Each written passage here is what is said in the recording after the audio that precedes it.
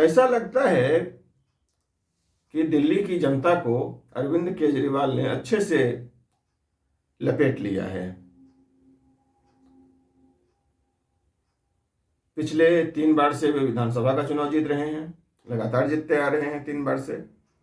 और अब दिल्ली नगर निगम में भाजपा का शासन उन्होंने खत्म कर दिया है। सत्ता में अब आप आ गई है।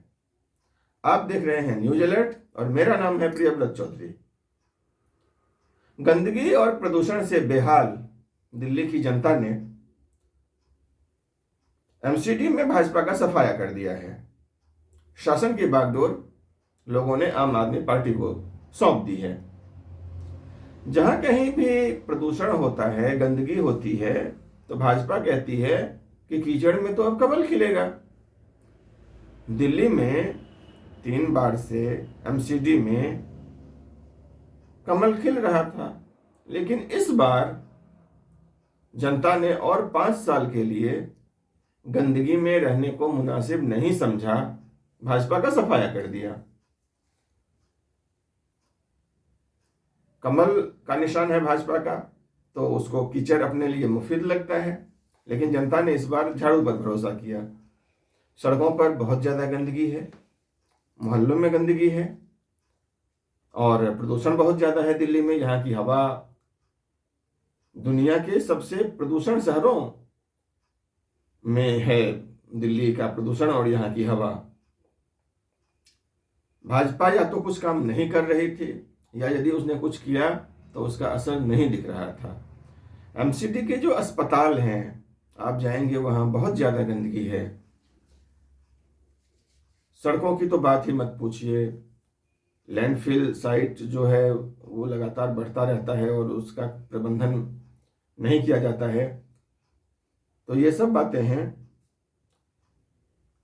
तो इसके चलते जनता ने और 5 साल के लिए समझा कि इस तरह से बेहाल रहने से बेहतर है कि एक बार झाड़ू पर भरोसा किया जाए, झाड़ू को आजमाया जाए और बिल्कुल भाजपा का शासन खत्म कर दिया है।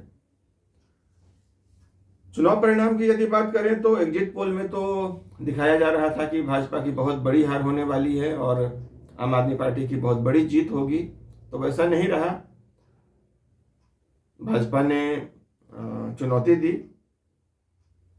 लेकिन अंत में उसे मुंह की खानी पड़ी। 250 सीटें हैं नगर निगम में, 134 सीटें आपको मिली हैं, 104 सीटों पर भाजपा को संतोष करना पड़ा।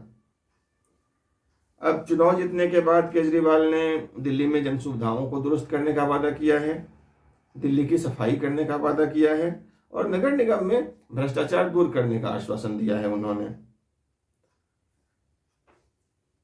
यदि जन सुविधाओं की बात करें तो केजरीवाल एक योजना लेकर के आए थे घर घर राशन पहुंचाने का, तो उसको सुप्रीम कोर्ट में चुनौती दे दी गई और बैकफुट पर आना पड़ा केजरीवाल को।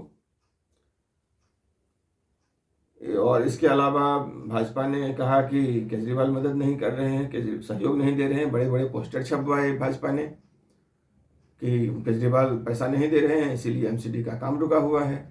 तो फिर इसका जवाब दिया केजरीवाल ने कि हमने तो पैसे दिए, आपने क्या दिया ये बताओ। तो फिर भाजपा का उस पर कोई जवाब नहीं आया। तो राजनीतिक आरोप प्रत्यारोप में सच्चाई को ढकने की जो कोशिश की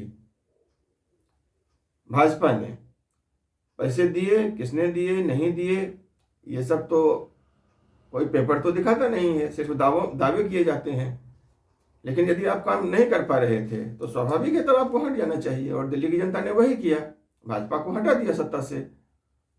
केजरीवाल ने अपने कार्यकर्ताओं से कहा है कि अहंकार मत करना। चुनाव जीतने के बाद जनता को जहां उन्होंने जन सुविधाओं को बेहतर करने का आश्वासन दिया है, तो अपने कार्यकर्ताओं से भी कहा है कि अहंकार मत करना। अहंकार से बड़ी सत्ता गिर गई है। अहंकार किया तो जनता माफ करे या ना करे, ऊपर वाला माफ नहीं करेगा। ये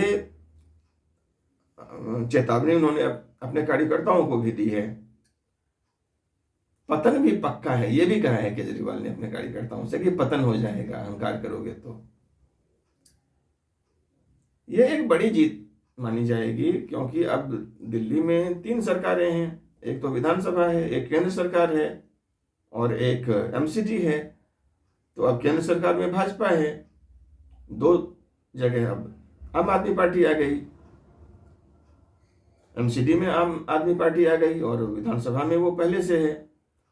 तो केजरीवाल पर कुछ जिम्मेदारी भी बढ़ी, उनके कुछ अधिकार भी बढ़े।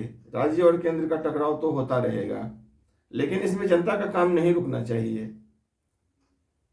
इस चुनाव परिणाम का एक सबक यह भी है।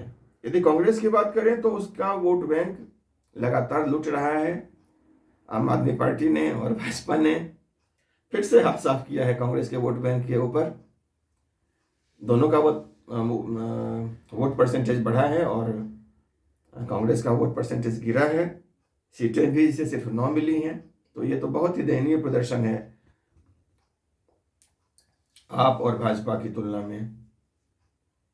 थोड़ी सी चर्चा कर लेते हैं अंक ज्योतिष की इसी बहाने, क्योंकि आजकल लोग टैरो कार्ड बहुत ज़्यादा देख रहे हैं। तो भाजपा का चुनाव चिन्ह है कमल और आपके प्रमुख हैं अरविंद। अरविंद और कमल दोनों का मतलब एक होता है। तो अरविंद ने बाजी मारी, कमल को हटना पड़ा। पार्टी नेतृत्व की बात करें तो अरविंद केजरीवाल, ये नाम ज़्यादा लंबा है नरेंद्र मोदी से। तो अब या तो नरेंद्र मोदी को अपने नाम में कुछ करना पड़ेगा ताकि वो थोड़ा सा और ज़्यादा बड़ा हो जाए। और अरविंद केजरीवाल तो ठीक ठाक है, इनमें ज़्यादा अल्फ़ाबेट आते हैं, अक्षर भी ज़्यादा है हिंदी के लिहाज से भी। तो आज सिर्फ इतना ही। आज गुजरात में विधानसभा चुनाव की मतगणना चल रही है, इस पर हम लोग कल चर्चा करेंगे। तब तक के लिए अनुमति दीजिए। नमस्कार।